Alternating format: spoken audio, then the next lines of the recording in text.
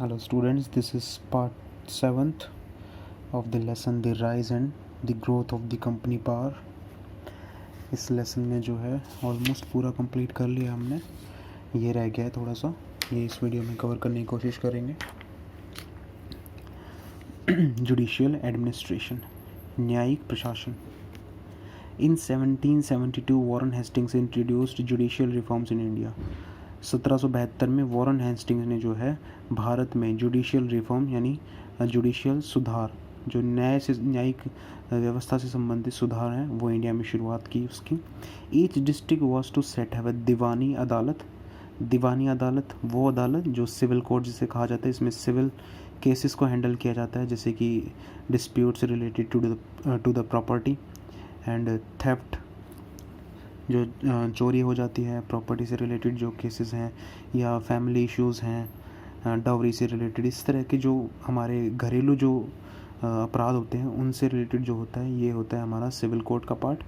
And फौजदारी अदालत which is criminal court, किसी का मर्डर हो जाना, रेप हो जाना, ये सब जितने भी केसेस होते हैं वो फौजदारी अदालत के अंतर्गत आते हैं या क्रिमिनल कोर्ट के अंडर आते हैं।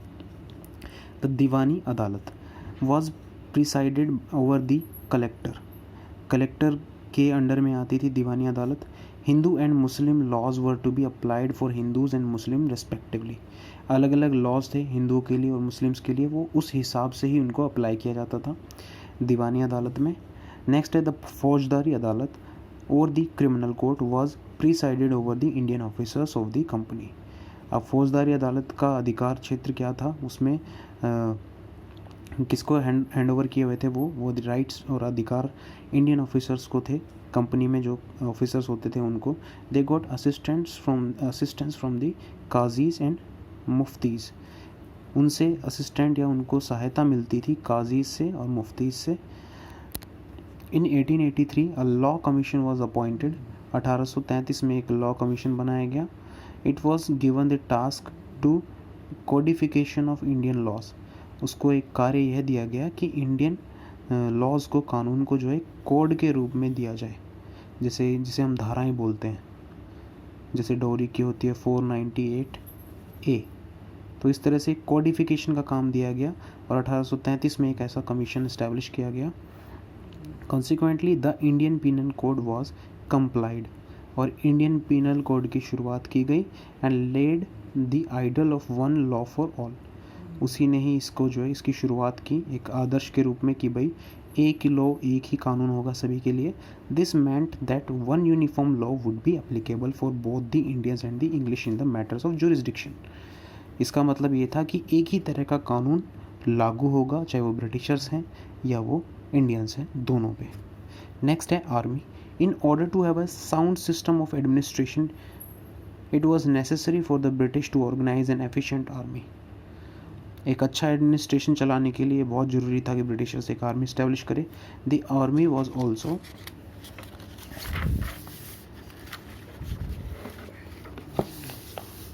required to keep a check on foreign invasions and internal revolts of ruler, expansion of territories and peaceful maintenance of trading activities।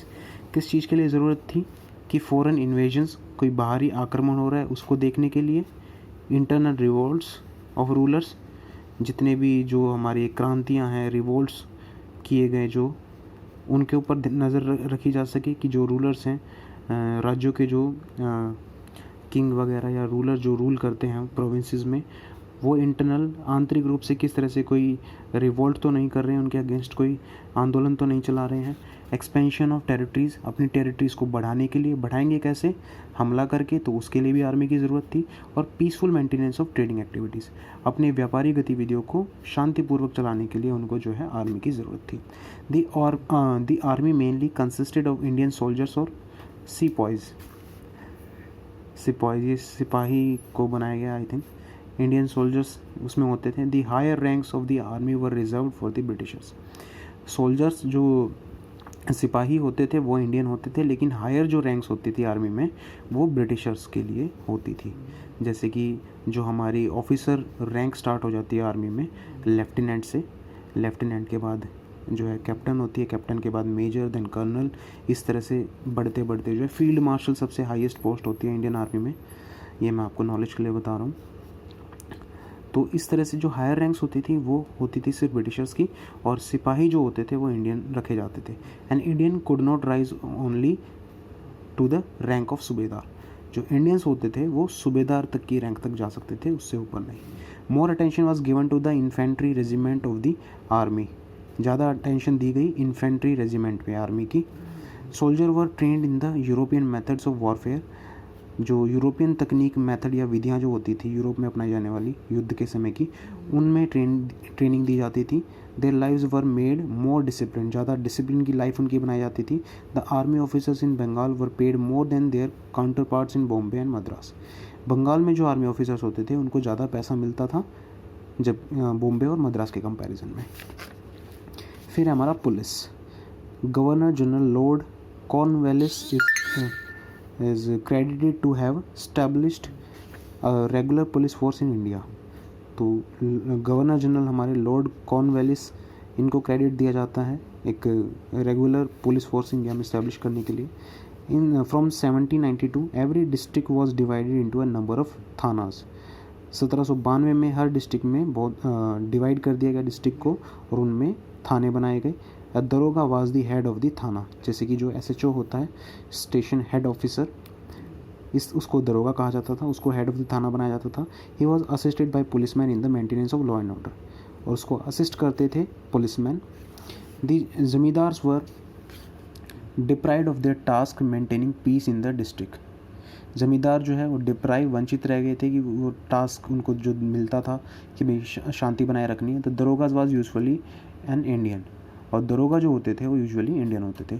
The darogas of various police station were under the district superintendent. जो SP जो होता है, district superintendent, जिसको SP बोला जाता है, superintendent of police.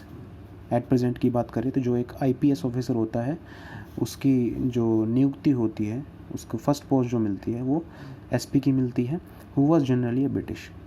यानी जो बड़ी पोस्ट होती थी, आप आर्मी में देखें चाहे पुलिस में देखें, वो ब्रिटिशर्स की होती थी। और आर्मी में सूबेदार तक की रैंक तक जा सकते थे, और पुलिस उसमें पुलिस एडमिनिस्ट्रेशन में जो है दरोगास तक जा सकते थे, जो कि थाने का हेड होता था।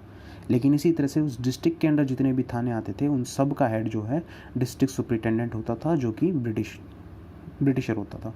The chowkidars watchman looked after the villages. चौकीदार देखते थे। The kotwals maintain by law and order in the town. कोतवाल जो होते थे वो लॉ एंड ऑर्डर मेंटेन करते थे। The police was mainly responsible for maintenance the internal law and order, protection from thieves, डकैत एंड थग्स। जो ठग होते थे उनसे बचाते थे, डकैत से बचाते थे, और चोरों से। Ensuring safety of highways. Highway जितने भी राजमार्ग होते थे उनकी सेफ्टी भी पुलिस का काम था। The police often resorted to violence, corruption and bribery. Police जो है इन्वॉल्व हो जाती थी वायलेंस में, हिंसा में, करप्शन में, घूसखोरी में। Often it become a distress for the people. और एक ये समस्या के रूप में बन गया लोगों के लिए। It tortured and killed people in the name of maintaining peace. और लोगों को पुलिस वाले ज़बरदस्ती मारते थे, टॉर्चर करते थे, मेंटेनिंग पीस, एक शांति बहाल करने के बहाने के रूप में। Lack of education, poor salaries and absence of privilege as a compare to the British soldiers were the main factors responsible for this conduct of police. ऐसा क्यों होता था?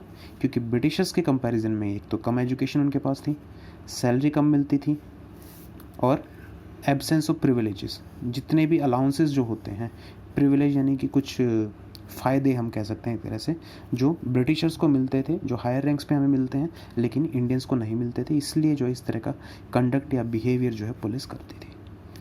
तो लेसन कंप्लीट हो चुका है हमारा। इम्पॉर्टेंट डेट्स हैं, आपके पास बुक्स मिल चुकी है ऑलमोस्ट सभी स्टूडेंट्स को, तो इसमें से पढ़ लेंगे। नोट्स खुद क्रिएट करेंगे आप। मैं ये चाहता हूँ पहले आप खुद क्रिएट करें, देन बाद में जो है मैं क्वेश्चन आंसर्स आई थिंक आपको जो है प्रोवाइड कराऊंगा। लेकिन ये आपकी ड्यूटी पहले बनती है कि आप पहले लेसन को खुद पढ़ें। मैंने पूरा लेसन आपको एक्सप्लेन कर दिया है ऑलमोस्ट पूरा, and this is the most lengthiest chapter we have studied till now.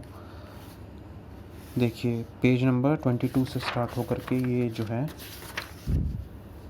32 तक है, तो 10 पेजेस का ये लेसन रहा है हमारा। तो अब आप इसके नोट्स बनाएंगे, क्वेश्चन आंसर्स को कोशिश करेंगे करने की, बाकी बाद में तो मैं करवाऊँगा ही।